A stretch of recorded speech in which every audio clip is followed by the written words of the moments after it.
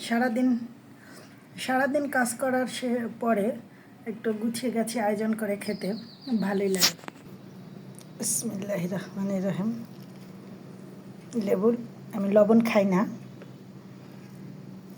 লেবু আছে, ভাজি, কাঁকরোলার আলু ভাজি আছে, ভুড়ি, গরুর ভুড়ি আছে, শশা। কেউ কেউ বলবে যে শশা কেন সিরকা ফেলি নেই।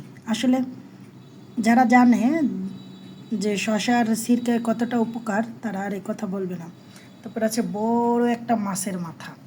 ও আমাকে খাবে নাকি আমি ওকে খাবো আল্লাহই জানে। হলো লাউ দিয়ে ডাল। তো বিসমিল্লাহির রহমানির রহিম। আলহামদুলিল্লাহ। সারাদিন কাজের শশা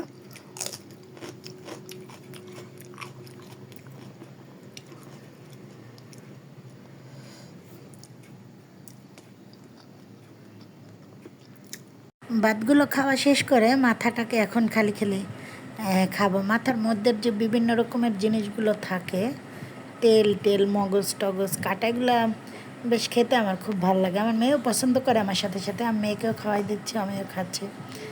তো এভাবে আমরা সব মাথাটাকে ভেঙে টুকরো টুকরো করে ওকে খাওয়াই দিছি।